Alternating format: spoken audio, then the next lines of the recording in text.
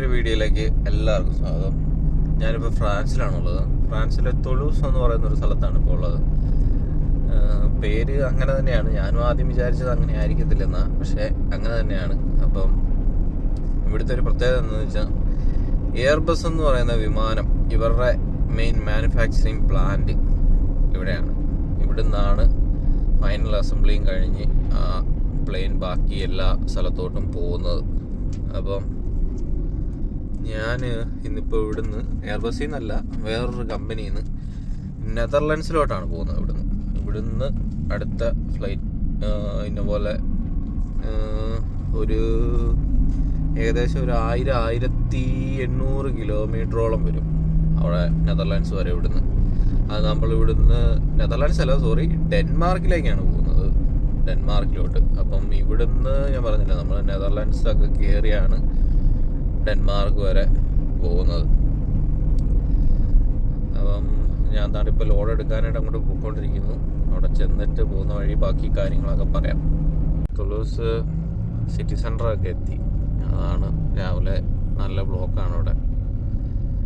വെറും 10 മിനിറ്റ് കാണിച്ചുകൊണ്ടിരുന്നിടത്തൊക്കെ ഇപ്പം 50 മിനിറ്റൊക്കെയാണ് കാണിക്കുന്ന സമയം എത്താനായിട്ട്. നല്ല തിരക്കുമുണ്ട് രാവിലെ. എനിക്ക് എല്ലാവരും രാവിലെ ജോലിക്കൊക്കെ പോകുന്ന സമയം, അതുകൊണ്ടാണ് ഇത്രയും തിരക്കൊക്കെ വരുന്നത്. ആണ് നമുക്ക് സാധനം എടുക്കാനായിട്ടുള്ള കമ്പനി. എന്തോ ഒരു സയൻസ് കമ്പനിയാണ്. എനിക്കൊന്ന് ചെറിയ 1-2 പാക്കറ്റേ ഉള്ളൂ. അപ്പം എനിക്ക് തോന്നുന്നത് ഇവർ വല്ലോ ടെസ്റ്റിങ്ങിനോ ഒക്കെ വേണ്ടിയിട്ട് സാധനം കൊറിയർ അയക്കുന്നതാണ് എങ്ങോട്ടോ. അതപ്പം നമ്മളത് ഇവിടുന്ന് എടുത്ത് ആ കമ്പനിയിൽ ഇന്ന പോലെ കൊണ്ട് കൊടുക്കുന്നു, അത്രേ ഉള്ളൂ. അപ്പോൾ ഇതാണ് കമ്പനി. ഞാൻ കുറച്ച് നേരമായിട്ട് ഇവിടെ കിടന്ന് വട്ടം കറങ്ങിക്കൊണ്ടിരിക്കുകയാണ്. എനിക്ക് ഇതിൻ്റെ അകത്ത് എവിടെ നിന്നാണ് ഇതിൻ്റെ അകത്തോട്ട് കയറേണ്ടതെന്ന് ഒരു പിടുത്തവും കിട്ടിയിട്ടില്ല ഇതുവരെ. സീറ്റ് കണ്ടുപിടിച്ചു.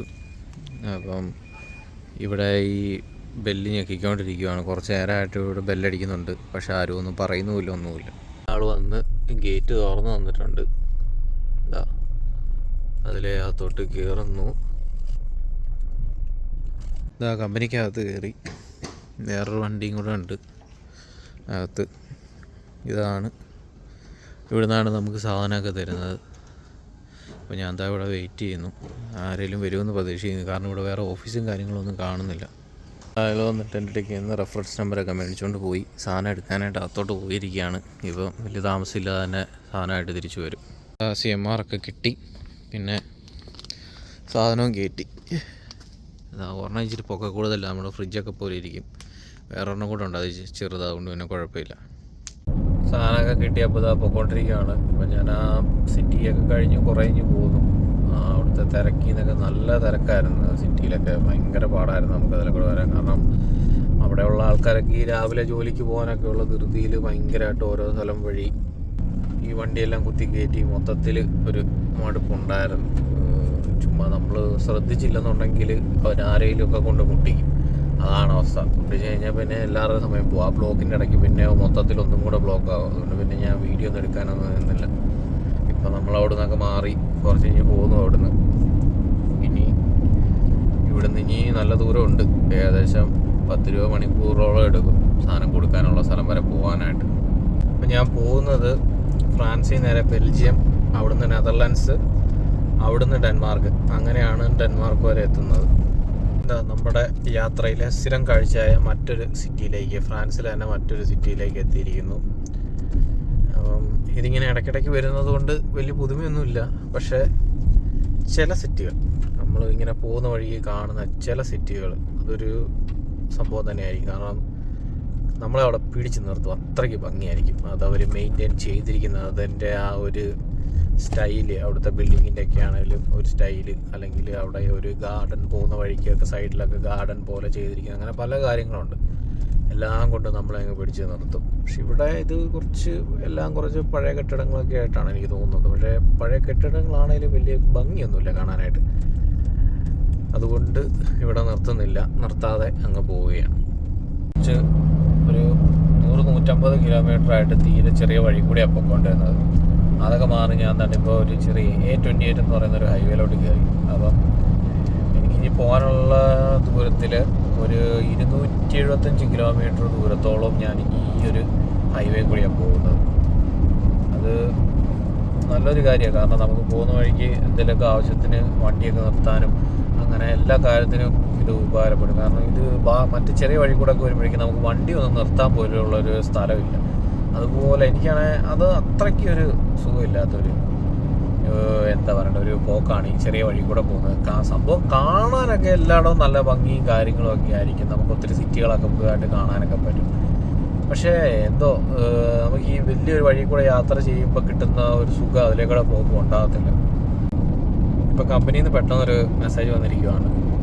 ഇതുപോലെ ഇന്ന് തന്നെ ഫ്രാൻസിൽ നിന്ന് നമ്മൾ വെളിയിൽ കിടക്കണം, ഫ്രാൻസിൽ ഇനി നിൽക്കാൻ പറ്റുന്നില്ല, അതുകൊണ്ട് രാത്രിയിൽ കുറച്ച് ലേറ്റ് ആവുകയാണെങ്കിലും സാരമില്ല, നിങ്ങൾ എങ്ങനെയായാലും ഇന്ന് തന്നെ രാത്രി ഫ്രാൻസിൽ നിന്ന് ബെൽജിയം ബോർഡർ കയറണമെന്നാണ് എന്നോട് പറഞ്ഞിരിക്കുന്നത്. കാരണം ഇപ്പം കുറച്ച് ദിവസമായി ഫ്രാൻസിൽ. അപ്പോൾ ഇവർ പറയുന്നത് ഇനി ഇവിടെ നിൽക്കാൻ പറ്റത്തില്ല, നമ്മളിനി ഇവിടെ നിന്ന് കഴിഞ്ഞാൽ പോലീസ് വല്ലതും കൈ കാണിക്കുകയോ എന്തെങ്കിലും ചെയ്ത് കഴിഞ്ഞാൽ നമുക്ക് നല്ലൊരു ഫൈൻ കിട്ടും. കാരണം ഇവിടെ നിന്ന് വന്ന് പോകാനേ നമുക്ക് പെർമിഷൻ ഉള്ളൂ, അല്ലാതെ നമുക്ക് ഇത്ര ദിവസം ഇവിടെ നിൽക്കാനായിട്ടുള്ള പെർമിഷൻ നമുക്ക് ഇതുപോലെ കമ്പനിക്കില്ല. അപ്പോൾ നമ്മളിങ്ങനെയൊക്കെ വരുമ്പോഴാണെങ്കിലും നമുക്ക് എല്ലാ സ്ഥലത്തും പോകാമെന്ന് പറഞ്ഞാലും നമ്മളിങ്ങനെ ഒരു വണ്ടിയിൽ വരുന്നത് കൊണ്ട് കമ്പനി ലൈസൻസ് കാണിക്കണം. അങ്ങനത്തെ കുറച്ച് കാര്യങ്ങളുണ്ട്. കമ്പനി ലൈസൻസ് ഒക്കെ നമ്മൾ കാണിക്കണം. അപ്പോൾ കമ്പനി ലൈസൻസ് എന്ന് പറയുന്നത് നമുക്ക് ഇവിടെ വന്നിട്ട് പോകാനുള്ള ലൈസൻസാണ്. അപ്പം അതുകൊണ്ട് ഇപ്പം നമ്മൾ വന്നിട്ട് പല സ്ഥലത്തായിട്ട് കുറച്ച് ദിവസം പോയി, ഞാൻ പറഞ്ഞല്ലോ. അത് കഴിഞ്ഞിട്ട് ഈ പറഞ്ഞ പോലെ സ്പെയിൻ വരെ പോയി. അപ്പോൾ സ്പെയിനിലൊക്കെ പോയിട്ട് തിരിച്ചു വരുന്നു, അങ്ങനത്തെ പല കാര്യങ്ങളൊക്കെയാണ്. പക്ഷേ ഇപ്പം ഇപ്പം പ്രശ്നം എന്ന് വെച്ചാൽ നമ്മൾ ഫ്രാൻസിൽ, പക്ഷേ നമ്മൾ സ്പെയിനിൽ ഒരു ദിവസത്തേക്കേ മാറിയിട്ടുള്ളൂ. ബാക്കി ഒരു 3-4 ദിവസം ഫ്രാൻസ് തന്നെയായിരുന്നു. അപ്പോൾ അവർ പറയുന്നത് ഇന്ന് തന്നെ ഇവിടുന്ന് മാറണം, ഇല്ലെന്നുണ്ടെങ്കിൽ അവർ വല്ലതും കൈ കാണിച്ച് കഴിഞ്ഞാൽ പ്രശ്നമായിരിക്കും. അതുകൊണ്ട് എങ്ങനെയാലും രാത്രി തന്നെ ഇവിടെ നിന്ന് രാജ്യത്ത് നിന്ന് ഫ്രാൻസിൽ നിന്ന് ഇറങ്ങി ബെൽജിയം കയറാനാണ് പറഞ്ഞിരിക്കുന്നത്. പോയ വഴിക്ക് പെട്ടെന്നൊരു ബ്ലോക്ക് വന്നിട്ടുണ്ട്. നല്ല ദൂരത്തിൽ, എനിക്ക് തോന്നുന്നത് ഒരു 10 കിലോമീറ്റർ മേളിൽ ബ്ലോക്ക് കാണിക്കുന്നുണ്ട്. അത് നല്ല ബ്ലോക്കാണ് കാണിക്കുകയും കൂടെ ചെയ്യുന്നത്. എന്താകുമെന്നൊരു പിടുത്തവും ഇല്ല. ആക്സിഡൻ്റ് ആണെന്നാണ് കാണിക്കുന്നത്. ആക്സിഡൻ്റ് ആകാൻ വഴിയില്ല. കാരണം ഇപ്പോൾ വരുന്ന വഴിക്ക് കുറേ സ്ഥലത്ത് ഈ റോഡ് വർക്ക് നടക്കുന്നുണ്ട്. അവിടെ എല്ലാം അത്യാവശ്യം നല്ല ബ്ലോക്കും ഉണ്ടായിരുന്നു. മിക്കവാറും അങ്ങനെ എന്തെങ്കിലും ആയിരിക്കും. പക്ഷേ അതുകൊണ്ട് സിംഗിൾ ലൈനൊക്കെ ആവുന്നതിൻ്റെ തിരക്കായിരിക്കും. പക്ഷേ പോയാൽ നല്ല ബ്ലോക്കുണ്ട്. അങ്ങ് വരെ നല്ല ബ്ലോക്ക് തന്നെയാണ്. കുറച്ച് ദൂരം ഓടിയിട്ട് അവിടെ നിന്ന് വണ്ടിയൊക്കെ ഇവിടുന്ന് ഇപ്പോൾ കുറച്ച് നേരമായിട്ട് ഓരോ അനക്കം ഉണ്ടാകുന്നില്ല. നല്ല ദൂരത്തിൽ, ഞാൻ പറഞ്ഞില്ല, ഒരു 10 കിലോമീറ്റർ മേളിലുണ്ടെങ്കിലേ ഉള്ളൂ ബ്ലോക്ക്. അത്രയ്ക്കും ദൂരത്തിൽ വണ്ടികൾ ഇങ്ങനെ കിടപ്പുണ്ട്. കാരണം നമുക്ക് മാപ്പിൽ അത് കറക്റ്റായിട്ട് അവർ കാണിക്കുന്നുണ്ട്. ഇന്ന പോലെ ഇത്ര ദൂരത്തിൽ ഇതായിട്ട് കിടക്കുവാണ്, ഇത്ര നേരത്തെ മേളിൽ എടുക്കുന്നുണ്ടെന്ന് പറഞ്ഞുകൊണ്ട് നമുക്ക് ഇതിൻ്റെ അകത്തു നിന്ന് നോട്ടിഫിക്കേഷൻ വരുന്നുണ്ട്. പിന്നെ പതിയെ നീങ്ങി തുടങ്ങിയിട്ടുണ്ട്. അപ്പം എത്ര നേരം ഇങ്ങനെ പോകാമെന്ന് അറിയത്തില്ല. പെട്ടെന്നാണ് വണ്ടി അങ്ങോട്ട് നീങ്ങാൻ തുടങ്ങിയത്. അപ്പം നീങ്ങാൻ തുടങ്ങിയിട്ട് ഇപ്പോൾ ഒരു 2-3 മിനിറ്റായിട്ട് കുഴപ്പമൊന്നുമില്ല, കുഴപ്പമില്ലാതെ നീങ്ങി പോകുന്നുണ്ട്. പിന്നെ ഞാനിപ്പം വഴിയിൽ നിന്ന് ഇങ്ങനെ നീങ്ങാൻ തുടങ്ങിയിടത്തൊക്കെ ഈ വണ്ടിയുടെ ഗ്ലാസ്സൊക്കെ നിലത്ത് പൊട്ടിക്കിടപ്പുണ്ട്. എനിക്ക് തോന്നുന്നത് എന്താണോ ഇവിടെ, പക്ഷെ ഒന്നും കാണുന്നില്ല. ഇവിടുന്ന് പിന്നെ ഇവിടുന്ന് ഇപ്പം കുറച്ച് ദൂരത്തിൽ ഇവിടം കൊണ്ട് ഇവിടെ ഒരു വളവ് വരുവാണ്. ഈ വളവിൻ്റെ അപ്പുറം തൊട്ട് സിംഗിൾ ലൈൻ ആവുകയാണ് വഴി. അപ്പം അതും കൂടെ ഉണ്ട്, സിംഗിൾ ലൈൻ ആവുന്നുണ്ട്. അപ്പോൾ അതിൻ്റെയും കൂടെ ബ്ലോക്ക് ഉണ്ടാവും. ആക്സിഡൻറ്റ് ഉണ്ടാവില്ലെങ്കിൽ ഈ സിംഗിൾ ലൈൻ ആകുമ്പോൾ മിക്കവാറും എപ്പോഴും ബ്ലോക്ക് ഉണ്ടാവാറ് പതിവാണ്. ബ്ലോക്കിൻ്റെ ഒരു കാരണം ഇതാണ്, നമ്മൾ ഓപ്പോസിറ്റ് സിംഗിൾ ലൈനായിട്ട് ഓപ്പോസിറ്റ് ട്രാക്കിലോട്ട് കിടക്കുക. ഇവിടുന്ന് ഓപ്പോസിറ്റ് ട്രാക്കിലോട്ട് തന്നെ സിംഗിൾ ലൈനായിട്ട് കടന്നു പോവുക. ഇവിടുന്ന് ഇവരിതുണ്ടല്ലോ, ഇവിടെ ഇതിൻ്റെ നടുക്കുവശം അവരത്രയും ഭാഗം എടുത്ത് കളഞ്ഞിട്ട് ഇങ്ങനെ ക്രോസ് ചെയ്ത് അപ്പർ സൈഡിലോട്ട് പോകും. അപ്പം പോകുന്ന വഴിക്ക് ഈ സൈഡിൽ റോഡ് പണിയൊക്കെ തന്നെ നടക്കുമായിരിക്കും. അതുകൊണ്ടാണ് ഇവർ ഇങ്ങനെ ചെയ്തിരിക്കുന്നത്. എനിക്ക് തോന്നുന്നു റോഡ് പണിയായിരിക്കും. അപ്പോൾ ആക്സിഡൻ്റ് ഒന്നും ആയിരിക്കത്തില്ല, റോഡ് പണിയുടെ തന്നെയാണ്. ഇതാണല്ലോ, നമ്മളിപ്പോൾ ഓപ്പോസിറ്റ് ട്രാക്കിൽ വന്ന് ഒരു ലൈൻ സിംഗിൾ ലൈനായിട്ട് അങ്ങോട്ട് പോകുന്ന വണ്ടി, ഓപ്പോസിറ്റ് പോകുന്ന വണ്ടി സിംഗിൾ ലൈനായിട്ട് അങ്ങനെ പോകും. അതിൻ്റെയും കൂടെയാണ് ബ്ലോക്ക്. തൊട്ട് റോഡ് പണി തുടങ്ങുന്നുണ്ട്. ഒരു പാലമാണ്, ചെറിയ പാലത്തിൻ്റെ പണി നടക്കുന്നുണ്ട്. പിന്നെ ഇവിടെയൊക്കെ ടാറിങ് നടക്കുന്നുണ്ട് ഓപ്പോസിറ്റ്. അതുകൊണ്ടൊക്കെയാണ് നമ്മൾ ഇപ്പോഴത്തെ ട്രാക്കിലോട്ട് കയറ്റി വിട്ടിരിക്കുന്നത്. ഇവിടെ ഫുള്ള് ടാറിങ് നടന്നുകൊണ്ടിരിക്കുക. ഇപ്പം കുറേ ടാറിങ് നടക്കുന്നത്. ഇവിടെ ഇത് ടാറ് റോഡിൽ നിന്ന് പറിച്ചെടുത്തോണ്ടിരിക്കുന്ന പണിയാണ് ഇവിടെ ചെയ്തുകൊണ്ടിരിക്കുന്നത്. അങ്ങനെ ഇതാ നമ്മൾ ഏകദേശം ഒരു 275 കിലോമീറ്ററോളം ഇതുപോലെയുള്ളൊരു ഹൈവേ കൂടെ പോകുന്നു. അപ്പോൾ അവിടം കൊണ്ട് അത് കഴിഞ്ഞ് ഹൈവേ വിട്ടു. നമ്മൾ ഹൈവേന്ന് വിട്ട് വേറെ റോഡ് ഇറങ്ങി. കാരണം ഇനി നമുക്ക് ഹൈവേ പോയി കഴിഞ്ഞാൽ ടോൾ കൊടുക്കേണ്ടത് വരും. ഇനി അത് മാത്രമല്ല, അതാ ഈ മേളിൽ കാണുന്ന ആ ഒരു ചെറുതായിട്ട് കാണുന്നുണ്ടല്ലോ, അത് ടോള് സ്റ്റാർട്ട് ചെയ്യും. ഇനി ഇവിടുന്ന് ഇനി അങ്ങോട്ട് ടോൾ റോഡാണ്. ആ മേളിൽ അവിടുന്ന് ടോൾ കൊടുത്തിട്ടാണ് ഈ റോഡിലോട്ട് ഇനി കയറുന്നത്. എന്നിട്ട് നമ്മൾ പിന്നെ അടുത്ത വഴിയിലെത്തുമ്പോഴേക്കും ഇറങ്ങുന്നവർ ചിലപ്പോൾ ടോൾ കൊടുക്കേണ്ട വരില്ലായിരിക്കും, ചിലവർ ടോൾ കൊടുക്കേണ്ട വരും, അങ്ങനെ വരും. അപ്പം ഭാഗ്യത്തിനാണ് ഇപ്പം അതിൻ്റെ അകത്ത് രക്ഷപ്പെട്ടത്. എങ്ങാനും ആ വഴിയൊന്ന് മിസ്സായിരുന്നെങ്കിൽ ഞാനും ഇപ്പോൾ ടോൾ കൊടുക്കേണ്ട വന്നേനെ. ഇനി ഇതുപോലെ വഴി കൂടെ എത്ര നേരം, ഇനി ആ ഒരു ടോൾ റോഡ് തീരുന്നിടം വരെ നമ്മൾക്ക് ഇനി ഇതുപോലത്തെ ചെറിയ കൂടെ വഴി കൂടെ പോയേ പറ്റൂ. കാരണം ഇടയ്ക്ക് വെച്ച് വല്ലതും കയറാനൊക്കെ വഴി ഉണ്ടായിരിക്കും, പക്ഷേ കയറി കഴിഞ്ഞാൽ നമ്മൾ ഇനിയും ടോൾ കൊടുക്കേണ്ടി വരും. അതുകൊണ്ട് നമ്മൾ ഇനി കുറച്ച് നേരത്തേക്ക് ഇതുപോലത്തെ വഴി കൂടെ തന്നെയായിരിക്കും പോകുന്നത്. ഏകദേശം ഒരു 100 കിലോമീറ്ററോളമായിട്ട് ഇതുപോലെയുള്ള ചെറിയ വഴി കൂടെയാണ് പോയിക്കൊണ്ടിരിക്കുന്നത്. നമ്മൾ ഇപ്പോഴെങ്ങാനും ഹൈവേ കയറുമെന്നുള്ളൊരു പ്രതീക്ഷയുണ്ട്. കാരണം ഒരു 10-15 കിലോമീറ്ററിനുള്ളിൽ ഒരു ഹൈവേ വരുമെന്നുള്ള ഇതിലാണ് കാണിക്കുന്നത്. ആ ഒരു ഇതിലാണ് പോകുന്നത്. കാരണം കുറേ നേരമായി, ഒത്തിരി സമയമെടുത്ത്. ഈ 100 കിലോമീറ്റർ വരാനായിട്ട് ഏകദേശം ഒരു 2 മണിക്കൂർ അടുത്ത് സമയം എടുത്തിട്ടുണ്ട്. ചെറിയൊരു പോസ്റ്റ് വന്നിട്ടുണ്ട്. എന്താണെന്ന് വെച്ചാൽ നമ്മൾ ടോൾ ഓഫാക്കിയാണ് പോകുന്നതെങ്കിലും ഇപ്പോൾ ഇവിടുന്ന് ഞാൻ ഈ പോകുന്ന വഴി കൂടെ തന്നെ ഞാനിപ്പോൾ ഒരു പ്രാവശ്യം പോയതാണ്. കാരണം ഞാനിപ്പോൾ അവിടെ നേരെ കയറി ചെന്നപ്പോഴേക്കും നമ്മൾ ടോൾ ഗേറ്റ് കാണുന്നത്. അപ്പോൾ ടോൾ ഗേറ്റ് വഴിയാണ് പോകുന്നത്. നമ്മൾ നിലവിൽ ടോൾ ഓഫ് ചെയ്തിരിക്കുകയാണ്. ടോൾ ഓഫ് ചെയ്തിട്ട് ടോൾ ഇല്ലെന്നും ഉള്ളതാണ് കാണിക്കുന്നത്. അപ്പോൾ ഞാൻ ഇതിലേക്ക് വന്നപ്പോൾ ടോൾ ഗേറ്റ് കാണിക്കുന്നത് എന്തോ ഭാഗ്യത്തിന് ആ ടോൾ ഗേറ്റിന് മുമ്പിലായിട്ട് ഒരു ഗ്യാപ്പ് ഉണ്ടായിരുന്നു. ആ ഗ്യാപ്പിൽ കൂടെ ഞാൻ തിരിച്ചങ്ങ് എടുത്തിട്ട് ഞാൻ ഇന്ന പോലെ കമ്പനിയിൽ പറഞ്ഞ് ഇന്ന പോലെ ടോൾ ഓഫ് ചെയ്താണ് പോകുന്നത്, എന്നാലും ഇവിടുന്ന് ഇത് കാണുന്നതെന്ന് പറഞ്ഞിട്ട് അവരെ വിളിച്ച് കാര്യം പറഞ്ഞു. അവരത് നോക്കിയിട്ട് പിന്നെ രണ്ടാമതൊന്നും കൂടെ റൂട്ടിൻ്റെ ഇത് അയച്ചു തന്നിട്ട് ഒന്നും കൂടെ നോക്കാൻ പറഞ്ഞു. എന്നിട്ട് ഒന്നും കൂടെ നോക്കിയിട്ട് അതിലെ തന്നെയാണ് കാണിക്കുന്നത്. അപ്പോൾ അവർ പറഞ്ഞൊരു കാര്യം ചെയ്യും, ചിലപ്പം ടോൾ ഗേറ്റ് ആണെങ്കിലും അത് അൺപെയ്ഡ് ചിലപ്പോൾ ഇതായിരിക്കും, അതിലെ നിങ്ങൾ പൊക്കോ, കുഴപ്പമില്ല, എന്തെങ്കിലും വന്നാൽ തന്നെ അത് പ്രശ്നമൊന്നും ഇല്ലെന്നും പറഞ്ഞുകൊണ്ട് അതിലെ പൊക്കോളാൻ പറഞ്ഞിരിക്കുക. അതായത് കണ്ടല്ലോ, ഇതാണ് ടോൾ ഗേറ്റ്. കുറച്ച് മുമ്പേ ഞാൻ തന്നെ ഈ ഒരു ഗ്യാപ്പ് വഴിയാണ് പോയത്. അപ്പോൾ കുറച്ച് ദിവസം മുമ്പ് ഇറ്റലി പോയപ്പോൾ നമ്മുടെ ടെലിപാസ് വർക്ക് ചെയ്യുന്നില്ലായിരുന്നു. അപ്പോൾ ഞാൻ പുതിയൊരു കമ്പനി പറഞ്ഞ് പുതിയ ടെലിപാസ് എടുത്തതാണ് ഈ ഇരിക്കുന്നത്. വർക്ക് ചെയ്യില്ല എന്നുള്ള കാര്യം അറിയത്തില്ല. ഓക്കെ, ആ ഒരു ചെറിയ ബീപ്പ് സൗണ്ട് കേട്ടല്ലോ, അതാണ് ടോൾ റീഡ് ചെയ്യുമ്പോഴേക്കും വരുന്ന എന്ന് വെച്ചാൽ ഗേറ്റ് ഓപ്പൺ ആകുന്നതെന്ന് വെച്ചാൽ നമ്മുടെ ടോൾ ഓക്കെയാണ്, ടോൾ റീഡ് ചെയ്തു എന്ന് പറഞ്ഞ് ഉള്ളൊരു ഇതാണ് ആ ഒരു സൗണ്ട്, ഒരു ബീപ്പ് സൗണ്ട്. ആ ഒരു സൗണ്ട് കേട്ടെങ്കിൽ ഓക്കെയാണ്. അപ്പോൾ ഇതിലെ കയറി. അപ്പം ഇനി ഇതിലെ എത്ര നേരം പോകണമെന്ന് അറിയത്തില്ല റൂട്ടിൽ. അപ്പം ഇനി പ്രശ്നം എന്താണെന്ന് വെച്ചാൽ നമ്മൾ എത്ര നേരം ഈ റൂട്ടിൽ കൂടെ പോയാലും ഇത് ഇറങ്ങുന്നിടത്ത് ഇനിയും ടോൾ കൊടുക്കണം, കയറുന്നിടത്തും കൊടുക്കണം, ഇറങ്ങുന്നിടത്തും കൊടുക്കണം. അങ്ങനെയാണ് ഇവിടുത്തെ ഒരു പ്രത്യേകത. കുറേ നേരം ഹൈവേ നോക്കിയിരുന്ന് എങ്ങനെയും ചെറിയ വഴിയിൽ നിന്ന് മാറി ഹൈവേ കൂടെ പോകാനുള്ള ഉദ്ദേശത്തിൽ നോക്കിയിരുന്ന് അവസാനം ഹൈവേ കയറിയപ്പോഴേക്കും ഇതുപോലൊരു വഴിയാണ് വന്നത്. അതാണിപ്പോൾ പോസ്റ്റായി പോയത്. കമ്പനി എന്ന് പറഞ്ഞിരിക്കുന്ന കുഴപ്പമൊന്നുമില്ല എന്നാണ് പറഞ്ഞിരിക്കുന്നത്. അതുകൊണ്ട് പിന്നെ ധൈര്യത്തോടെ അങ്ങ് പോകുന്നു.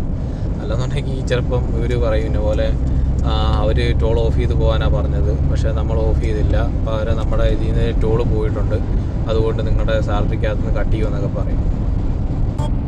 ഏകദേശം ഒരു 100 കിലോമീറ്റർ പോയി കഴിഞ്ഞാൽ ബെൽജിയം ബോർഡർ കയറും. അപ്പം ഞാൻ നേരത്തെ പറഞ്ഞിരുന്നു നമ്മൾ നെതർലാൻഡ്സിലാണ്. അങ്ങനെയല്ല, ഞാൻ ബെൽജിയത്തിൽ നിന്ന് ജർമ്മനി പോകും, ജർമ്മനിയിൽ നിന്നാണ് ഡെൻമാർക്ക് പോകുന്നത്. ഞാൻ ആ കാര്യം നെതർലാൻഡ്സിലോട്ട് പോകുന്നേ ഇല്ല. നമ്മൾ ബെൽജിയം, ജർമ്മനി, ഡെൻമാർക്ക് അങ്ങനെയാണ് പോകുന്നത്. നമ്മൾ കുറച്ച് ലേറ്റായി പോയി, എന്നാലെന്താ ബെൽജിയം ബോർഡർ കയറുവാണ്. ഇതാണ് ബെൽജിയം ബോർഡർ. ഇവിടുന്ന് ഇനി അങ്ങോട്ട് ബെൽജിയമാണ്. ഇവിടുന്ന് നമ്മൾ നേരെ പെട്ടെന്ന് തന്നെ ബെൽജിയത്തിൽ നിന്ന് ഇറങ്ങും. ബെൽജിയത്തിന് അതുപോലെ കൂടി പോയി കഴിഞ്ഞാൽ ഒരു 200-250 കിലോമീറ്റർ കൂടുതൽ പോകത്തില്ലായിരിക്കും. അപ്പോഴേക്കും ബെൽജിയം കഴിയും. ബെൽജിയത്തിൽ നിന്ന് നേരെ ജർമ്മനിയിലോട്ട് പോകും. പിന്നെ കുറച്ച് ദൂരം ജർമ്മനി, അത് കഴിയുമ്പോൾ പിന്നെ നമ്മൾ നേരെ ഡെൻമാർക്ക് കയറുവാണ്. കോപ്പൻഹാഗനിലോട്ടാണ് ഇപ്പം നിലവിൽ പൊക്കോണ്ടിരിക്കുന്നത്. രാത്രിയായിരുന്നു നമ്മൾ ബെൽജിയത്തിലേക്ക് കയറിയത്. അപ്പം ഇന്നലെ അത് കഴിഞ്ഞിട്ട് അവിടെ ഒരു സ്ഥലത്ത് പാർക്കിങ് വണ്ടി ഒതുക്കി. പിന്നെ ഇന്ന് രാവിലെയാണ് എടുത്തത്. നമുക്ക് ഒത്തിരി ദൂരം പോകാനുണ്ട്. അപ്പോൾ ഈ കണ്ടിന്യൂസ് ആയിട്ട് ഓടിക്കേണ്ട ആവശ്യമൊന്നുമില്ല. പിന്നെ നമുക്ക് ഒത്തിരി സമയം തന്നിട്ടുണ്ട് കമ്പനിയിൽ നിന്ന് ഇതുകൊണ്ട് കൊടുക്കാനായിട്ട്. അതുകൊണ്ട് നമുക്ക് റെസ്റ്റൊക്കെ എടുത്ത് അങ്ങനെ സമയത്തിനനുസരിച്ച് പോയാൽ മതി, കുഴപ്പമൊന്നുമില്ല. ഇപ്പം ഞാനിപ്പോഴും ബെൽജിയത്തിൽ തന്നെയാണ്. രാവിലെ ഇറങ്ങി. അപ്പം കാര്യങ്ങളൊക്കെ ഇപ്പം ചെറിയ ബ്ലോക്കാണ്. ഓരോ സ്ഥലത്തോട്ട് ചെല്ലുമ്പോഴും അവിടെ ഇവിടെയൊക്കെ ഓരോ ബ്ലോക്ക് കാണുന്നുണ്ട് ബെൽജിയത്തിൽ. ഇതൊരു സ്ഥിര സംഭവമാണ് ഈ ബ്ലോക്ക് എന്ന് പറയുന്നത്. അതുകൊണ്ട് പിന്നെ അത് വലിയ കാര്യമാക്കി എടുക്കുന്നില്ല. ഇനിയിപ്പം വലിയ ഏകദേശം ഒരു 100-150 കിലോമീറ്റർ ഓടി ബെൽജിയത്തിൽ കൂടെ. എനിക്ക് തോന്നുന്നു ഒരു കൂടിപ്പോയി കഴിഞ്ഞാൽ ഒരു 10-40 കിലോമീറ്റർ ഓടും. ആ ഒരു 40 കിലോമീറ്ററുള്ളിൽ നമ്മൾ ജർമ്മനി കയറുവാണ്. പിന്നെ അവിടുന്ന് ഡെൻമാർക്കിൽ കൂടെയാണ് ഒത്തിരി പോകാനായിട്ടുള്ളത്. ജർമ്മനിയിലും കുറച്ചേ പോകാനുള്ളൂ. ഇവിടെ കൊണ്ട് നമ്മൾ ജർമ്മനി കയറുവാണ്. ഇവിടുന്ന് എന്താ കണ്ടില്ലേ, ആ കാണുന്ന ബോർഡ് തൊട്ട് നമ്മൾ ജർമ്മൻ ബോർഡർ കടന്നു. പിന്നെ നമ്മൾ ഇനി യാത്ര ചെയ്യാൻ പോകുന്നത് ജർമ്മനി കൂടെയാണ്. ഇവിടെ കറക്റ്റ് ബോർഡറിൽ ഇവർക്ക് ചെക്കിങ് ഇല്ല. പക്ഷേ ഇവിടുന്ന് ഒരു ശകലം അങ്ങോട്ട് നീങ്ങി കഴിയുമ്പോഴേക്കും അവർ അവിടെ അടുത്ത ചെക്കിങ് വെച്ചിട്ടുണ്ട്. കാരണം ജർമ്മനിയിലെ എല്ലാ ബോർഡറിലും ഇവർക്ക് ചെക്കിങ് ഉണ്ട്. അല്ലാതെ ഇവർ ചെക്കിങ് ഇല്ലാതെ കടത്തി വിടാറില്ല. അതുകൊണ്ട് ഉറപ്പായിട്ട് ഇവിടുന്ന് ശകലം അങ്ങോട്ട് മാറി കഴിയുമ്പോഴേക്കും അവിടെ ചെക്കിങ് കാണും. ഇപ്പോഴും ജർമ്മനി തന്നെയാണ്. ജർമ്മനി കൂടെ ഏകദേശം ഒരു 400 കിലോമീറ്റർ മേളിൽ സഞ്ചരിക്കാനുണ്ട്. എങ്കിലേ ഉള്ളൂ നമ്മൾ ഡെൻമാർക്കിൽ കയറുള്ളൂ. അപ്പം ഈ ട്രിപ്പിൽ മൊത്തം കിലോമീറ്റർ 2171 കിലോമീറ്റർ ടോട്ടൽ വരും. ഞാൻ ലോഡ് എടുത്ത സ്ഥലത്ത് നിന്ന് ബെൽജിയം ഫ്രാൻസ് ബോർഡർ വരെ ഏകദേശം 920 കിലോമീറ്ററും അവിടുന്ന് ഇത് കൊടുക്കാനുള്ള സ്ഥലം വരെ 1151 കിലോമീറ്ററുണ്ട്. അങ്ങനെയാണ് 2000 വരുന്നത്. ഇപ്പം കമ്പനിയിൽ നിന്ന് ഇങ്ങനെ വിളിച്ചു, എവിടം വരെ ആയെന്നൊക്കെ ചോദിച്ചു. അത് കഴിഞ്ഞിട്ട് ഇന്ന പോലെ പറഞ്ഞ് പോകുന്ന വഴിക്ക് നമുക്കൊരു ടോൾ കൊടുക്കാനുണ്ട്. ടോളെന്ന് പറഞ്ഞാൽ ഡെൻമാർക്കിൽ ഒരു പാലമുണ്ട്. ഡെൻമാർക്കിൽ 2 പാലമുണ്ട്. അതിലൊന്ന് ഭയങ്കര സെറ്റപ്പ് സംഭവമാണ്. നമ്മൾ അതിന് നല്ലൊരു തുക 65 യൂറോ മേളിൽ കൊടുക്കണം. അത് ഡെൻമാർക്കിനെ സ്വീഡനെയും കൂടെ ബന്ധിപ്പിക്കുന്നതാണ്. പിന്നെയെന്ന് പറഞ്ഞാൽ അതിന് മുമ്പായിട്ട് ഒരെണ്ണം കൂടെ ഉണ്ട്. അവിടെ നമ്മൾ ഏകദേശം 30 യൂറോ മേളിൽ ടോൾ കൊടുക്കണം. അപ്പം ഇന്നും കൊടുക്കണം, നാളെയും കൊടുക്കണം. കാരണം നാളെ തിരിച്ചു വരുന്നുണ്ട്. നാളെ തിരിച്ചു വരുമ്പോഴും കൊടുക്കണം, ഇന്ന് പോകുമ്പോഴും കൊടുക്കണം. അപ്പം ഇപ്പം എന്നെ വിളിച്ച് പറഞ്ഞു എപ്പോഴാണ് അവിടെ ക്രോസ് ചെയ്യുന്നതിനോട് ചോദിച്ചു. ഞാൻ പറഞ്ഞു എനിക്കറിയത്തില്ല, നോക്കാമെന്ന് പറഞ്ഞു. അപ്പം എപ്പോഴാണേലും കാർഡിൻ്റെ അത് ലിമിറ്റ് കൂട്ടിയിട്ടുണ്ട് എന്ന് പറയാൻ വേണ്ടിയിട്ട് എന്നെ വിളിച്ചത്. ലിമിറ്റ് കൂട്ടിയിട്ടുണ്ടെന്നുള്ള കാര്യം അവരെന്നെ വിളിച്ച് പറഞ്ഞു. അപ്പം ക്രോസ് ചെയ്യുമ്പോഴേക്കും കാർഡിൻ്റെ അകത്തുനിന്ന് പൈസ നമുക്ക് എൻ്റെ കയ്യിൽ കമ്പനി വക ഒരു ബാങ്ക് കാർഡുണ്ട്. ടാറ്റ ബാങ്ക് എന്ന് പറയുന്ന ബാങ്കിൻ്റെ ഒരു കാർഡുണ്ട്. അപ്പോൾ ആ കാർഡ് വഴിയാണ് നമ്മളിങ്ങനെ ഇറങ്ങുമ്പോൾ എന്തെങ്കിലും പൈസ പേയ്മെൻറ്റ് കാര്യങ്ങളൊക്കെ വരുമ്പോഴേക്കും അതുവഴിയാണ് കൊടുക്കുന്നത്. അപ്പം അതിൻ്റെ അത് ലിമിറ്റുണ്ട് കാർഡിന്. അപ്പോൾ അവർ ആ കാർഡിന് ലിമിറ്റ് കൂട്ടിയിട്ടുണ്ടെന്ന് പറഞ്ഞപ്പോൾ എനിക്ക് പിന്നെ ഇങ്ങനെ വിളിച്ച് പറഞ്ഞിട്ടുണ്ട് കാര്യം. പോയ വഴിക്ക് ഇവിടെ ഒരു നല്ല ബ്ലോക്കാണ്. അപ്പോൾ ബ്ലോക്കിങ്ങനെ പോകുന്ന വഴിക്ക് ഞാനിങ്ങനെ നോക്കിയപ്പോഴേക്കും ഇവിടെ അടുത്തൊരു പോർട്ടാണ് ഈ കാണുന്നത്. ശരിക്കും പറഞ്ഞാൽ പോർട്ടിൽ ഒരു കപ്പൽ അവിടെ നിപ്പുണ്ട്. ആ കപ്പലിൽ നിന്ന് കണ്ടെയ്നറൊക്കെ ഇറക്കിക്കൊണ്ടാണ് ഇരിക്കുന്നത്. വലിയൊരു കപ്പലാണ്. ആ കപ്പലിൽ നിന്ന് ഇവർ കണ്ടെയ്നറൊക്കെ ഇറക്കിക്കൊണ്ടിരിക്കുക. ഇതാ ഈ കിടക്കുന്ന ഒരു കപ്പലാണ്. കപ്പലിലാണ് ആ കണ്ടെയ്നറും കാര്യങ്ങളൊക്കെ ഇരിക്കുന്നത്. ഞാനിങ്ങനെ ബ്ലോക്കായിട്ട് അപ്പോൾ അപ്പുറത്തും എല്ലാം അതുകൊണ്ടല്ലേ നേരെ കാണുന്നതെല്ലാം ഒത്തിരി പോർട്ടിൻ്റെ മറ്റേ ഇത് ഇറക്കുന്ന സാധനങ്ങളെല്ലാം കാണുന്നുണ്ട്. അതാ ഇവിടെയുണ്ട് നേരെ. അപ്പം നമ്മൾ ഏകദേശം ഡെൻമാർക്ക് ഒക്കെ എത്താറായി. അതിൻ്റെയാണ് ഇങ്ങനത്തെ പോർട്ടുകളൊക്കെ കാണുന്നത്. കാരണം ഇതിൻ്റെ ഇടയ്ക്കൂടെ ഇവരുടെ ഒരു ഇൻ്റർനാഷണൽ റൂട്ട് ഇവിടെ നിന്ന് തുടങ്ങുവാണ്. ഈ സീ റൂട്ട് പോലത്തെ ഇതുണ്ടല്ലേ, അത് അകത്തിവിടം വരെ കയറി വരും. ഉണ്ടല്ലോ കപ്പൽ. ഇവിടെ 4 കപ്പൽ മൊത്തം വലിയ കണ്ടെയ്നർ ഷിപ്പ് 4 അല്ല 5 എണ്ണം ഉണ്ട്. 5 എണ്ണം അവിടെ കിടപ്പുണ്ട് മൊത്തം. ഇപ്പോൾ പോകുന്നത് ഹാംബർഗ് എന്ന് പറയുന്ന സ്ഥലത്തൂടെയാണ്. ജർമ്മനിയിൽ എപ്പോഴും വരുമെങ്കിൽ ഈ ഹാംബർഗ് ഇങ്ങോട്ടൊക്കെ വന്നിട്ട് ഇപ്പോൾ ഒത്തിരി നാളായി. ഞാൻ കുറേ നാളായിട്ട് ഇങ്ങോട്ടൊന്നും വരുന്നതേ ഇല്ല. അപ്പോൾ ഈ സാറിന് ഈ സ്വീഡൻ അല്ലെങ്കിൽ അങ്ങോട്ടൊക്കെ പോയാൽ തന്നെ ഫെറിയയിലൊക്കെയാണ് പോകുന്നത്. ഇതിലെ റോഡ് മാർഗ്ഗം നമ്മൾ വണ്ടി ഓടിച്ച് പോകാറില്ല. ജർമ്മനി അവിടെ മറ്റേ റോസ്റ്റോക്ക് എന്ന് പറയുന്ന സ്ഥലം വരെ വന്നിട്ട് അവിടെ നിന്ന് നേരെ പിന്നെ ഫെറിയെ കയറി പോകാറാണ് പതിവ്. ഇതിപ്പം കുറേ നാൾ കൂടി ഇതിലേക്ക് വരുന്നതുകൊണ്ട് ഇപ്പോൾ ഹാംബർഗ് ഇവിടെ ഒരു കഴിഞ്ഞ കൊല്ലം തൊട്ട് ഇവർ എന്തോ റോഡ് പണിയും കാര്യങ്ങളൊക്കെ തുടങ്ങിയതാണ്. ഇതുവരെ തീർന്നിട്ടില്ല. ഫുൾ ടൈം അത് ഭയങ്കര വലിയൊരു എമൗണ്ടിലാണ് ഇപ്പോൾ കാര്യങ്ങളിവിടെ പണി നടന്നുകൊണ്ടിരിക്കുന്നത്. നല്ല തിരക്കും ബ്ലോക്കും ഉണ്ട് ഇവിടെ. സമയം ഒത്തിരി പോയി അവിടെ ബ്ലോക്കിൻ്റെ അകത്തൊക്കെ. ഡെൻമാർക്ക് കയറാൻ വേണ്ടി പോവാണ്. 1 കിലോമീറ്ററൂടെ കഴിഞ്ഞ് കഴിഞ്ഞാൽ ഡെൻമാർക്ക് ബോർഡറിലേക്ക് എത്തുന്നു. അപ്പോൾ ഡെൻമാർക്കിൽ ബോർഡറിൽ ചെക്കിംഗ് ഒന്നും കാണില്ല. അവരിങ്ങനെ വഴിയിലൊക്കെ ഇങ്ങനെ പോലീസുകാർ ബൈക്കേലാണ് നിൽക്കുന്നത്. എന്നിട്ട് അവർക്ക് എന്തെങ്കിലും ഡൗട്ട് അങ്ങനത്തെ കാര്യങ്ങളൊക്കെ തോന്നിക്കഴിഞ്ഞാൽ അവർ നേരെ ഓടി നമ്മുടെ ഫ്രണ്ടിലോട്ട് നേരെ വന്നിട്ട് ഇന്ന പോലെ അവരെ ഫോളോ ചെയ്യാൻ കാണിക്കും. എന്നിട്ട് വേറെ സ്ഥലത്തോട്ട് ചെന്നിട്ട് അവിടെ വെച്ചാണ് അവരുടെ ചെക്കിങ് കാര്യങ്ങളൊക്കെ നടക്കുന്നത്. അല്ലാതെ വഴി സൈഡിൽ വെച്ചൊന്നും അവർ നോക്കാറേ ഇല്ല. അപ്പോൾ അതാ അങ്ങനെ നമ്മൾ എത്തിയിരിക്കുന്നു. ഇതാണ് ഡെൻമാർക്ക് ബോർഡർ. നമ്മളിതാ ഡെൻമാർക്ക് ബോർഡറാണ് ഈ കടന്നുകൊണ്ടിരിക്കുന്നത്. ബോർഡർ കയറി ഇത്രേ ഉള്ളു. അവിടെ ആരും ഇല്ലായിരുന്നു. ഞാൻ പറഞ്ഞ പോലെ തന്നെ അവിടെ ആരും ഇല്ല. ഇപ്പോഴല്ല, ഇത് ഷെർവുഡ് അങ്ങോട്ട് ചെന്ന് കഴിയുമ്പോഴേക്കാണിത്. ശരിക്കും പറഞ്ഞാൽ ഇത് ഫിൻലൻഡ്, നോർവേ, സ്വീഡൻ, ഡെൻമാർക്ക് ഇത്രയും ഒരു സ്ഥലത്തിൻ്റെ ഒരു മൊത്തത്തിലൊരു ബോർഡർ പോലെയാണ് ഇവർ കാണുന്നത്. മൊത്തത്തിൽ അങ്ങനെയാണ് ഇവർ ഇവിടെ വരുമ്പോഴേക്കും അത്രയും രാജ്യം, ഫിൻലൻഡ്, സ്വീഡൻ, നോർവേ, ഡെൻമാർക്ക് ഇത്രയും രാജ്യത്തിൻ്റെ കൊടിയാണ് ഇവർ അവിടെ വെച്ചിരിക്കുന്നത്. ഇവിടെ ക്രോസ് ചെയ്ത് കഴിഞ്ഞാൽ പിന്നെ നമുക്ക് ഡെൻമാർക്ക് കഴിഞ്ഞാൽ ഈ പറഞ്ഞ പോലെ തന്നെ സ്വീഡനിൽ നിന്ന് നമുക്ക് ഫിൻലൻഡ്, നോർവേ അങ്ങനെ രണ്ടിടത്തോട്ട് പോകാം. അങ്ങനെയാണ് സംഭവങ്ങൾ. ഈ ഡെൻമാർക്ക് എന്ന് പറയുന്നത് ആൾക്കാർ ഇവിടെ അത്രയ്ക്ക് ജനവാസ മേഖലകളൊക്കെ വളരെ കുറവാണ്. ഞാനിപ്പോൾ പൊക്കോണ്ടിരിക്കുന്നത് ഡെൻമാർക്കിൻ്റെ ക്യാപിറ്റലായ കോപ്പൻഹാഗനിലേക്കാണ് പോകുന്നത്. ഡെൻമാർക്കിൽ തന്നെ ഏറ്റവും കൂടുതൽ ആൾക്കാർ താമസിക്കുന്നത് അവിടെയാണ്. ഇപ്പം ഞാൻ പോകുന്ന വഴിക്കാണെങ്കിലും ഉണ്ടല്ലോ, രണ്ട് സൈഡിലും ഫുള്ള് ഒന്നേ കൃഷിയിടം, അല്ലെന്നുണ്ടെങ്കിൽ ഒരു ഫാം, ഈ കുതിര ഫാം, അതിൻ്റെയൊക്കെ ഒരു കുതിരേനെ വളർത്തുന്ന ഒരു കുതിരേനെയൊക്കെ ഇങ്ങനെ മേയാൻ വേണ്ടി വിട്ടിരിക്കുന്ന ഒരു സ്ഥലം, അല്ലെങ്കിൽ പശുവിനെ മേയാൻ വേണ്ടി വിട്ടിരിക്കുന്ന സ്ഥലം, അത്രേ ഉള്ളൂ. അല്ലാതെ വീട്, സ്ഥലങ്ങൾ അല്ലെങ്കിൽ ഒരു സിറ്റിയൊക്കെ വളരെ കുറവാണ്. നമ്മൾ പോകുന്ന വഴിക്കൊന്നും അങ്ങനെ കാണാനേ ഇല്ല. അല്ലെന്നുണ്ടെങ്കിൽ സൈഡിലൊക്കെ ചുമ്മാ മരം വളർന്ന് നിൽക്കുന്നു, ചെറിയ കാട് പോലെ നിൽക്കുന്നു, അതേ ഉള്ളൂ. വേറെ അങ്ങനെ ഒന്നുമില്ല. കാരണം ഇവിടെ അത്യാവശ്യം ഒരു എന്താ പറയുക, നല്ലൊരു കൺട്രിയാണ്, നല്ലൊരു ലൈഫുള്ളൊരു കൺട്രിയാണ് ഇവിടെ ഈ ഡെൻമാർക്ക് എന്ന് പറയുന്നത്. അത്യാവശ്യം നല്ല ഏണിങ്സും സാലറിയും അതുപോലെ തന്നെ ഇഷ്ടംപോലെ ജോലി സാധ്യതകളും ഒക്കെ ഉള്ളൊരു കൺട്രിയാണ്. പക്ഷെ നമ്മുടെ നാട്ടിൽ നിന്ന് ഇങ്ങോട്ട് വരാനായിട്ടൊക്കെ ഒരു ശകലം ബുദ്ധിമുട്ടാണ്. എന്നാലും മലയാളികളും ഇന്ത്യക്കാരും ഒക്കെ ഇഷ്ടം പോലെയുള്ളൊരു കൺട്രി തന്നെയാണ് ഡെൻമാർക്ക്. അപ്പം നമുക്കിനിയും ഇത് കൊടുക്കാനായിട്ട് ഒരു 228 കിലോമീറ്ററും കൂടെ ഉണ്ട്. അപ്പോൾ എനിക്ക് തോന്നുന്നില്ല ഇന്നിപ്പോൾ ചെല്ലാൻ പറ്റുമെന്ന്. കാരണം ഇന്നിപ്പോൾ ഇത്ര സമയമായി. അതുകൊണ്ട് ഇനിയിപ്പോൾ നാളെ രാവിലെ തന്നെ പോകുള്ളായിരിക്കും അത് കൊടുക്കാനായിട്ട്. പാലത്തേലാണോ എന്ന് ഞാൻ ഓർക്കുന്നില്ല. നമുക്ക് നേരത്തെയൊക്കെ സ്വീഡൻ പോകുമ്പോഴേക്കും നമ്മൾ റോഡ് മാർഗം പോകുകയാണെന്നുണ്ടെങ്കിൽ നമ്മൾ 2 ടോൾ കൊടുക്കണമായിരുന്നു. ഒന്ന് മെയിൻ നമ്മളെ സ്വീഡനെയും ഡെൻമാർക്കിനെയും ബന്ധിപ്പിക്കുന്ന ഒരു പാലമുണ്ട്. അതൊരു ഭയങ്കര സെറ്റപ്പാണ്. ഒരു പാലം, അത് കഴിഞ്ഞിട്ട് നമ്മളൊരു റോഡിലൊരു ഇതിലോട്ട് ഇറങ്ങിയിട്ട് പിന്നെ നമ്മൾ കുറേ ദൂരം കടലിൻ്റെ അടിയിൽ കൂടിയാണ് പോകുന്നത്. അങ്ങനെയൊക്കെയാണ് അവർ സെറ്റ് ചെയ്തിരിക്കുന്നത്. അപ്പം അതിന് മുമ്പ് ഒരു ടോളും കൂടെ ഉണ്ട്. അത് ഈ പാലമാണോ അല്ലയോ എന്നുള്ള കാര്യം ഞാൻ ഓർക്കുന്നില്ല. ഏതായാലും 2 ടോൾ കൊടുക്കണം. ഇത് കണ്ടില്ലേ, ഇതിപ്പോൾ നമ്മൾ കുറച്ച് ആൾത്താമസമൊക്കെ ഉള്ളൊരു സ്ഥലത്തോട്ട് വന്നതാണ്. ഇവിടെയൊക്കെ ഇതിൻ്റെ 2 സൈഡിലും അത്യാവശ്യം ആൾ താമസിക്കുന്ന സ്ഥലങ്ങളും അങ്ങനെയൊക്കെ ഉണ്ട്. പക്ഷേ ഇവിടെയല്ല ടോൾ കൊടുക്കണ്ട. ഈ വേറൊരു സ്ഥലം, വേറൊരു ഇതുപോലെ തന്നെ ഒരു പാലം വരും. ആ പാലം കയറി ഇറങ്ങുമ്പോഴേക്കും നമ്മൾ എനിക്ക് തോന്നുന്നു 30 യൂറോ മേളിൽ വരും ടോൾ കൊടുക്കേണ്ട വരും. ഇതുപോലെ തന്നെ വലിയൊരു പാലമാണ്. ഇതാണ് ഞാൻ പറഞ്ഞ പാലം.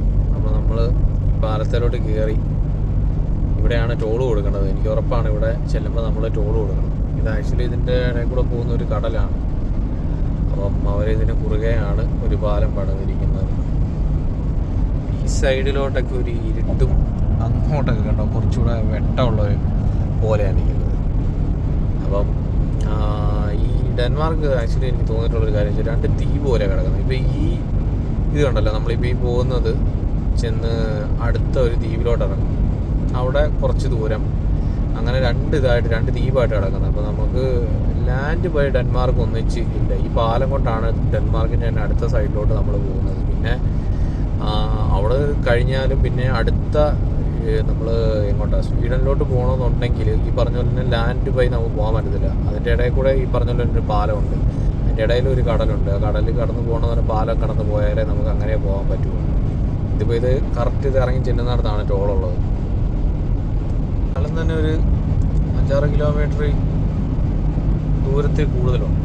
അപ്പോൾ അവിടെ കണ്ടല്ലോ, അവിടെ ആ ഒരു വെട്ടം കാണുന്നതെന്ന് പറയുന്ന ഒരു ഷിപ്പ് പോകുന്നതാണ്. എനിക്ക് തോന്നുന്നത് ക്രൂസ് ഷിപ്പ് പോലെ എന്തോ ആണെന്ന് തോന്നുന്നു. അല്ലെങ്കിൽ ഇത്രയും വെട്ടമൊന്നും ഷിപ്പിൽ കാണുന്നില്ല. ഇത്രയും ദൂരത്തിന് ഈ പാലം കിടക്കുവാണ്. അപ്പം ഇതിൻ്റെ ഒരു സൈഡിൽ കൂടെ തന്നെ റെയിൽവേ പോകുന്നുണ്ട്. ഈ പാലം ഇതിൻ്റെ ആ സൈഡിൽ കൂടെ, നമ്മുടെ ഇടത്തെ സൈഡിൽ കൂടെ ഒരു സൈഡിൽ കൂടെ റെയിൽവേ പോകുന്നുണ്ട്. അപ്പം ഇതാ നേരെ ഒരു ലൈറ്റ് ഇങ്ങനെ ഇടയ്ക്കിടയ്ക്ക് മിന്നി വരുന്നുണ്ടല്ലോ, അതാണ് ഇതിൻ്റെ മെയിൻ പാലം. ഇപ്പോഴും നമ്മൾ പോകുന്നതിൻ്റെ പാലത്തിൽ കൂടെ തന്നെയാണ്, പക്ഷേ അതാണ് മെയിൻ പാലം. അവത്തെ കയറിയിട്ട് ഇറങ്ങുമ്പോഴാണ് നമ്മൾ ടോൾ കൊടുക്കേണ്ടത്. ഒരു സൈഡിൽ കൂടെ റെയിൽവേ എന്ന് പറഞ്ഞത് ട്രെയിൻ പോകുന്നുണ്ട്, ഗുഡ്സ് ട്രെയിൻ ഒരെണ്ണം പോകുന്നുണ്ട്. പിന്നെ അതാ നമ്മൾ ആദ്യം ഈ ഒരു പാലത്തിൽ കൂടെ വന്നിട്ട് നമ്മൾ ചെറിയൊരു ദ്വീപ് പോലത്തെ ഉള്ള ഒരു സ്ഥലത്തോട്ടാണ്. എന്നിട്ട് പിന്നെ അവിടെ നിന്നാണ് അടുത്ത എന്ന് വെച്ചാൽ ഇവിടെ ദ്വീപ് പോലത്തെ ഉള്ള ഇങ്ങോട്ട് ഇറങ്ങിയിട്ട് പിന്നെ ഇവിടെ നിന്നാണ് നമ്മൾ ആ വലിയ പാലത്തിലോട്ട് കയറുന്നത്. ഞാൻ ഇതിലേ കൂടെ അങ്ങനെ ഒത്തിരി പ്രാവശ്യം പോയിട്ടില്ല. ഞാൻ 1-2 പ്രാവശ്യമൊക്കെ ഇതിലേ കൂടെ പോയിട്ടുള്ളൂ. ഞാൻ ബാക്കി സമയമൊക്കെ വരുമ്പോഴെല്ലാം ഞാൻ ജർമ്മനിയിൽ നിന്ന് നേരിട്ട് ഫെറി വഴി കോപ്പൻഹാഗനിൽ വന്ന് ഇറങ്ങാറാണ് പതിവ്. ജർമ്മനിയിൽ നിന്ന് ഒരു ഫെറി ഉണ്ട്, അത് ഏകദേശം ഒരു മണിക്കൂർ കൊണ്ട് നേരെ റോസ്റ്റോക്ക് എന്ന് പറയുന്ന പോർട്ടിൽ നിന്ന് കോപ്പൻഹാഗനിൽ വരും. അങ്ങോട്ടാണ്, അതിലെയാണ് ഞാൻ മിക്കവാറും ആ ഒരു ഫെറി വഴിയാണ് മിക്കവാറും പോകാറുള്ളത്.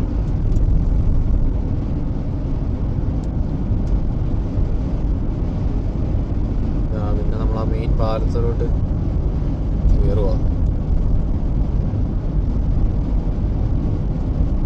പാലം ഇവരിങ്ങനെ പൊക്കി പണിതിരിക്കുന്നത് എന്നാന്ന് വെച്ച് കഴിഞ്ഞാൽ ഇതിൻ്റെ അടിയിൽ കൂടെയാണ് ഷിപ്പൊക്കെ ക്രോസ് ചെയ്ത് പോകുന്നത്. അതുകൊണ്ടാണ് ഇതിങ്ങനെ നമ്മൾ ഈ കയറ്റം പോലെ കയറി പോയിട്ട് അങ്ങനെ നിൽക്കുക. കാരണം വലിയ വലിയ ഷിപ്പുകളൊക്കെ വരുമ്പോഴേക്കും ഇതിൻ്റെ അടിയിൽ കൂടെ കടന്നു പോകാനായിട്ടുള്ള ഇതിൽ അത്രയും പൊക്കത്തിലാണ് ഈ പാലം പണിതിരിക്കുന്നത്. ഇതിപ്പം കാർഡൊക്കെ ഓൾറെഡി ആക്റ്റീവ് ആണെന്നാണ് ഇവർ പറഞ്ഞത്. ഇന്ന പോലെ ആ എമൗണ്ട് ലിമിറ്റൊക്കെ കൂട്ടിയിട്ടുണ്ട്, കുഴപ്പമില്ല എന്നൊക്കെ പറഞ്ഞിരിക്കുന്നു. പക്ഷേ എങ്ങനെയാണെന്ന് അവിടെ ചെന്ന് കൊടുക്കും പറയാം. ചില സമയത്തൊക്കെ ഇന്ന പോലെ ഒരു പ്രാവശ്യം ഫ്രാൻസിൽ വെച്ച് 50 യൂറോ കാർഡ് പേയ്മെൻറ്റ് നടന്നത്. 50 യൂറോ 50 സെൻറ്റോ 70 സെൻറ്റോ എങ്ങാണ്ട് വന്നു. അതിൻ്റെ അകത്ത് കൃത്യം 50 യൂറോ ആയിരുന്നു ലിമിറ്റ്. അപ്പോൾ നമ്മൾക്ക് പേയ്മെൻറ്റ് നടത്തിയിട്ടൊക്കെ ഡിക്ലൈൻ ആയി പോകും. അവസാനം ഞാൻ പുറയിലൊക്കെ മൊത്തം ബ്ലോക്കായി. ഞാൻ പിന്നെ അവസാനം കമ്പനി വിളിച്ച് പറഞ്ഞപ്പോൾ അവർ പറയുന്നത് അതായത് 50 യൂറോ അല്ലേന്ന് ചോദിച്ചു. ഞാൻ പറഞ്ഞു 50 യൂറോയിൽ ഒരു 70 സെൻറ്റും കൂടെ കൂടുതൽ വന്നിട്ടുണ്ടെന്ന് പറഞ്ഞപ്പോൾ അതാ കാര്യം, 50 യൂറോ വരെ ലിമിറ്റുള്ളൂ, അതുകൊണ്ടാണ് കിട്ടാത്തതാണ്. പിന്നെ അത് കഴിഞ്ഞ് അവർ ലിമിറ്റ് ചേഞ്ച് ചെയ്ത് കഴിഞ്ഞിട്ടാണ് പിന്നെ അത് ശരിയായത്. ഇപ്പോൾ ഇവിടെ ഇറങ്ങി ചെല്ലുമ്പോഴും ഉണ്ട്. അത് ഇനി എത്രയാണെന്ന് എനിക്കറിയത്തില്ല, മിക്കവാറും 30 യൂറോ ആകാനാണ് സാധ്യത. നമ്മൾ പാലത്തിൻ്റെ ഏറ്റവും സെൻറ്ററിലെത്തി. നടുക്കത്തെ സാധനത്തിൻ്റെ ഒക്കെ പൊക്കം കണ്ടല്ലോ, കിടക്കുവാണ്. അത്രയ്ക്ക് ഒരു വലിയൊരു പാലമാണ് ഇത്. ഇതിനെക്കാട്ടിലും വലിയൊരു പാലമാണ് ഇത്.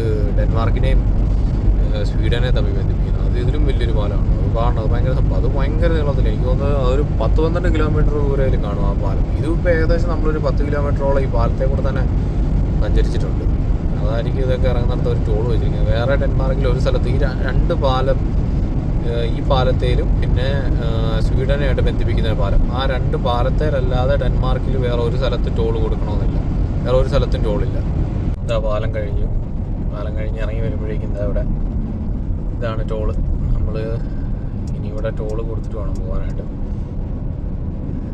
ഇനിയിപ്പം കാർഡ് പേയ്മെൻ്റ് ആണ്. അപ്പം ഈ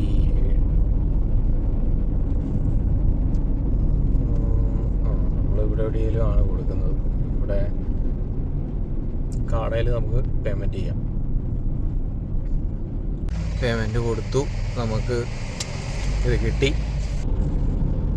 പേയ്മെൻറ്റ് കൊടുത്തു, നമുക്ക് ബില്ല് കിട്ടി. അത് ഏകദേശം 350 ഡെൻമാർക്കിൽ ഏത് പൈസയാണെന്ന് ഞാൻ പറഞ്ഞത്. ഡെൻമാർക്കിൽ യൂറോ അല്ല, വേറെ കറൻസിയാണ്. അതുപോലെ തന്നെ സ്വീഡനിൽ വേറെ കറൻസിയാണ്. സ്വീഡനിൽ സ്വീഡിഷ് ക്രോൺസ് അങ്ങനെ ഏതാണ്ടാണ് അതിൻ്റെ പേര്. ഇവിടെയും വേറെ കറൻസിയാണ്, പക്ഷെ ഞാൻ അതിൻ്റെ പേര് വിട്ടുപോയി എന്താണെന്നുള്ളത്. അപ്പം അത് അത്രയും കൊടുത്ത് നമ്മുടെ ഏകദേശം ഒരു 30-35 യൂറോയ്ക്കകത്ത് നിൽക്കുമെന്നാണ് എനിക്ക് തോന്നുന്നത് യൂറോയുടെ ഇതിൽ.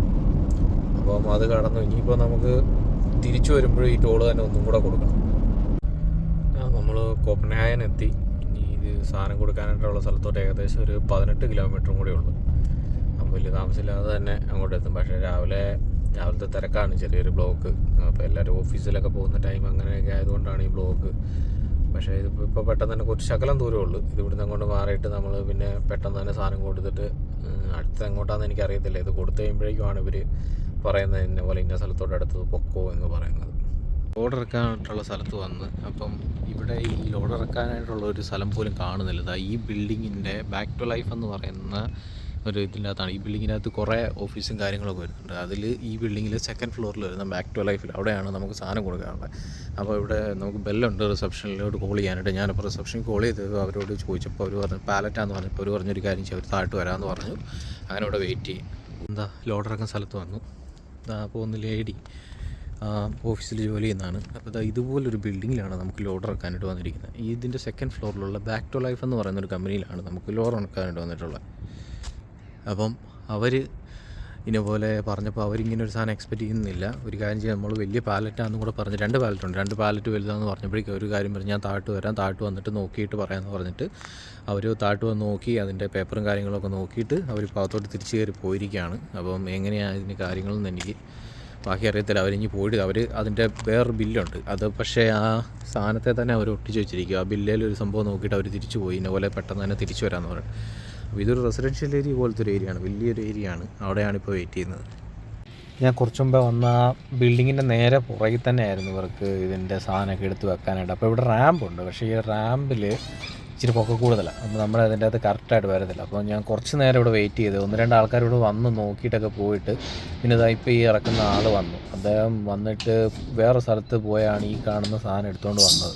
അപ്പോൾ അത്രയും നേരം ഇവിടെ വെയിറ്റ് ചെയ്യേണ്ടി വന്നു. അപ്പോൾ ഇത് എടുത്തുകൊണ്ട് വന്നിട്ട് നമ്മുടെ വണ്ടിയിൽ നിന്ന് അത് വെച്ച് ഇങ്ങനെ എടുത്തിട്ട് നേരെ റാമ്പിൻ്റെ മുകളിലോട്ട് വെക്കുന്നു. അപ്പം അവിടെ വേറെ ആളുണ്ട് അത് എടുത്തുകൊണ്ട് പോകാനായിട്ട്. പക്ഷേ അവിടെ ഇരിക്കുന്ന സാധനം നമ്മുടെ വണ്ടിക്കകത്തോട്ട് ഇറക്കാനും ഒന്നിനും പറ്റുന്നില്ല. കുറച്ച് നേരം ഇവിടെ വെയിറ്റ് ചെയ്തെങ്കിലും അവർ വന്നതാ ഇതുപോലെ ഇതിൻ്റെ അകത്ത് നിന്ന് ഇങ്ങനെ ഇറക്കുന്നുണ്ട്. അതുകൊണ്ട് രക്ഷപ്പെട്ട് ഞാനിവിടെ ലോഡ് ഇറക്കി, ലോഡെല്ലാം ഫുൾ ഇറക്കി കഴിഞ്ഞു. അപ്പം തിരിച്ച് അടുത്ത് പോകുന്നത് ജർമ്മനിയിലോട്ടാണ്. അപ്പം ഡെൻമാർക്കിൽ തന്നെ പോർട്ട്ബോർഗ് എന്ന് പറയുന്ന സ്ഥലത്തു നിന്നാണ് നമുക്ക് അടുത്ത ഇത് കിട്ടിയിരിക്കുന്നത്. അപ്പോൾ ഞാനിപ്പോൾ അങ്ങോട്ട് പോയിക്കൊണ്ടിരിക്കുകയാണ്. ഇനി ഇവിടുന്ന് ജർമ്മനിക്ക് തിരിച്ചു പോകും. അപ്പോൾ ഇനി അടുത്തൊരു വീഡിയോയിൽ കാണാം.